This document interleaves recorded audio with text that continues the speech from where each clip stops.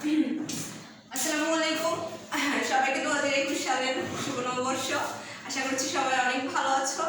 আমরা আলহামদুলিল্লাহ অনেক ভালো আছি। তোমাদের অনলাইন শিক্ষা কার্যক্রমে আরেকবার স্বাগতম তোমাদেরকে।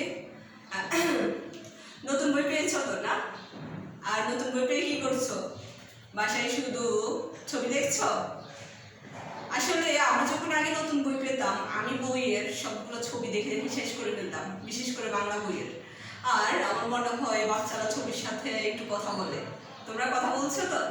আচ্ছা, আমরা বইয়ের প্রথম অধ্যায়টা নিয়ে আজকে একটু আলোচনা করব, জাস্ট একটু জানবো। আহামরি আমাদের পড়তে হবে না, আমরা একটু জানলে আমাদের অ্যাসাইনমেন্টগুলো খুব ভালোভাবে সলভ করে ফেলতে পারবো। দেখো কি সুন্দর একটা ছবি, বাংলাদেশের প্রকৃতি দেখতে পাচ্ছ তোমরা? আচ্ছা, আমরা আজকে বাংলাদেশের প্রকৃতি নিয়ে একটু জানবো, ঠিক আছে? আসলে প্রকৃতি কি আর আদার্স ষড় ঋতু কি এই ব্যাপারে। আমাদের দেশে 6টি ঋতু আছে: গ্রীষ্ম, বর্ষা, শরৎ, হেমন্ত, শীত আর বসন্ত। এক একটা ঋতু যখন আমাদের সামনে আসে তাদের এক এক রকম সাজ নিয়ে আসে। মানে গ্রীষ্মে প্রচণ্ড রোদ থাকবে, এরপরে গ্রীষ্মের আকাশ কালবৈশাখী মেঘে কালো হয়ে যাবে, গ্রীষ্মে আম পড়বে, বর্ষাকালে প্রচণ্ড পরিমাণে কাদাযুক্ত মাটি হবে, আর শরৎকালে সাদা মেঘের ছুটি ছুটি হবে। আদার্স এরকম সাজগুলো নিয়ে ঋতুগুলো আমাদের চোখের সামনে আসে। আর তুমি কি জানো, শুধুমাত্র বাংলাদেশেই 6টা ঋতু আছে। বাংলাদেশ ছাড়া পৃথিবীর অন্যান্য দেশে বেশি হলে 4টি ঋতু, তবে অনেক দেশে 2টা এবং 3টা করে ঋতু থাকে। তোমরা যদি বইটা একটু পড়ো তোমরা জেনে নিবে। আর ঋতু মানে হচ্ছে, আমি তো বললামই, জাস্ট আমাদের প্রকৃতি যখন এক এক রকম সাজে আমাদের কাছে এক এক রকম ভাবে আসে তখন ওটাকেই আমরা ঋতু বলে থাকি, রাইট? ওকে, ঠিক আছে, আমরা একটু বোর্ডে দেখি। বোর্ড হচ্ছে বাংলাদেশের ঋতুর সংখ্যা কয়টি আমি বলেছিলাম? বাংলাদেশের ঋতুর সংখ্যা 6টি, তবে হ্যাঁ, মাস 12টি: বৈশাখ, জ্যৈষ্ঠ, আষাঢ়, শ্রাবণ, ভাদ্র, আশ্বিন, এভাবে শুরু করে চৈত্র পর্যন্ত। মাস 12টি, বাট ঋতু 6টি। ওকে, মাইন্ড ইট। দেন ষড় ঋতুর বৈশিষ্ট্য। ষড় ঋতুর বৈশিষ্ট্য মানে কি? মানে আমাদের যে 6টা ঋতু আছে ওই 6টা ঋতুর বৈশিষ্ট্য, মানে ঋতুগুলো আসলে কি কি কাজ করে, আমরা কি কি পাই ঋতুগুলো থেকে। দেন ওই 6টা ঋতুর একটু একটু বৈশিষ্ট্য তোমরা জেনে নিবা। ফার্স্ট টাইম তোমরা নোট করে গ্রীষ্ম, বর্ষা, শরৎ, মিস যেভাবে লিখেছি এভাবে লিখবা। দেন তোমরা বুঝবা যে কোন ঋতুতে কি কি আছে। আচ্ছা, আমরা কি জানি একটা ঋতুকে মধু মাস বলা হয়? কোন ঋতু সেটা? সেটা হচ্ছে গ্রীষ্মকাল। গ্রীষ্মকালকে মধু মাস বলা হয় কারণ এই সময় আম, জাম, লিচু, কাঁঠাল, সব যে ফলগুলা খুব বেশি মধুর মতো মিষ্টি ওই ফলগুলো পাওয়া যায়, সেজন্য আমরা এটাকে বলি মধু মাস।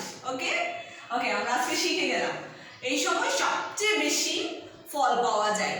মানে 6টা ঋতুতে আমরা মানে যেরকম ফল না পাই, এই একটা ঋতুতে আমরা সবগুলা, বিশেষ করে অনেক অনেক অনেক মজাদার ফল এই ঋতুতে পেয়ে থাকি, সেজন্য এটাকে বলা হয় মধু মাস।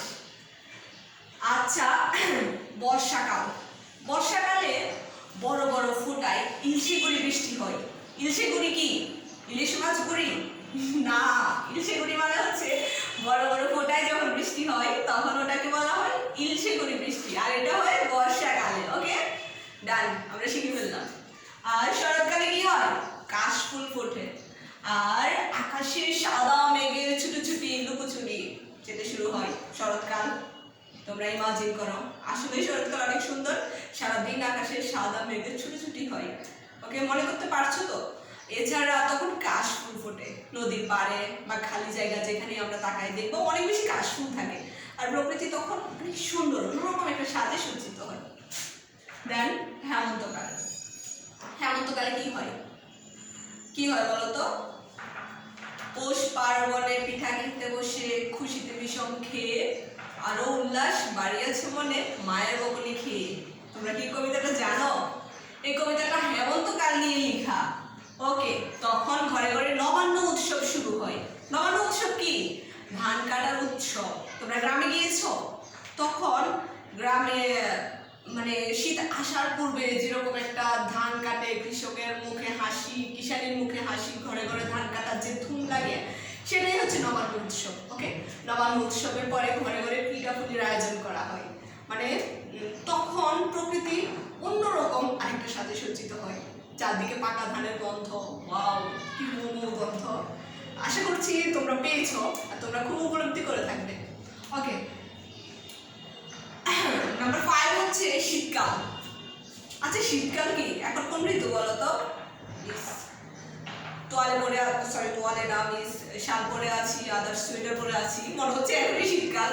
হ্যাঁ, শীতকালে মানুষ রাতের লেপ কাঁথা মুড়ি দিয়ে ঘুমায় আর কি করে, আর তখন উত্তরে হাওয়া বয়, দক্ষিণে হাওয়া না, দক্ষিণে হাওয়া বয় বসন্তকালে। উত্তর দিক থেকে একটা ঠান্ডা হাওয়া বসে, যেটা শীতকালটাকে আরো বেশি মানে ঠান্ডাময় করে দেয়। সেটা শীতকালেই হয়ে থাকে। আর শীতকালে আমরা খেজুরের রস পেয়ে থাকি খেজুর গাছ থেকে, তোমরা খেয়েছো নিশ্চয়ই। তবে অনেক কিছুই আমরা পেয়ে থাকি।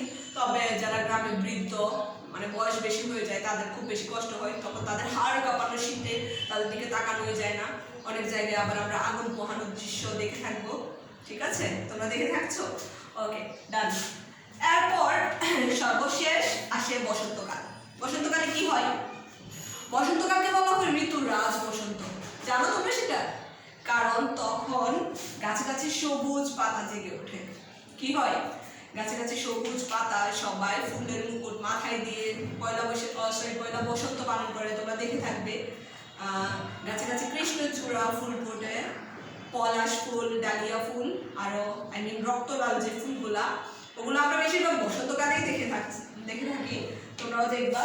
তো তার মানে হচ্ছে শীতকালে যে গাছের পাতাগুলো ঝরে যায়, মনে হয় গাছগুলো একদম বৃদ্ধ হয়ে গেছে, এগুলোর একটাও পাতা নেই। কিন্তু বসন্তকাল আসার শুরুতেই একদম ছোট ছোট ছোট ছোট কুড়ি মেলে এগুলো আবার জেগে ওঠে, মনে হয় সবুজের বুকে আবার প্রাণ ফিরে আসে।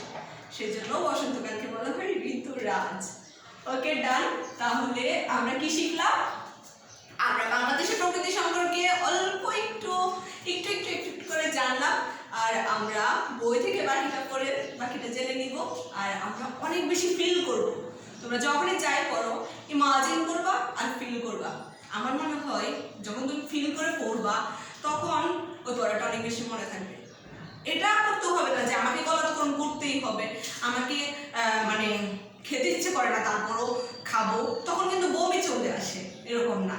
জাস্ট আমি বসে আছি তো, আমি গল্প করছি তো, ওকে ফাইন, আমি আমার বইটা ধরলাম, একটু দেখলাম কি সুন্দর একটা সূর্য, একটা ছেলে আম খাচ্ছে, একটা লোক বৃষ্টিতে ছাতা মাথায় দিয়ে যাচ্ছে। তাহলে এটা কোন ঋতু? মানে আমি একটু ইমাজিন করে বইটা একটু পড়বো, তাহলে পড়াশোনার ইচ্ছে একটু বেশি হবে। আর অবশ্যই আমরা প্রমোদ চৌধুরীর সেই কথাটির মতো আনন্দের সহিত পড়বো, তাহলেই আমাদের জ্ঞান অর্জন সার্থক হবে। সবাই ভালো থাকবে, সুস্থ থাকবে, সুন্দর থাকবে।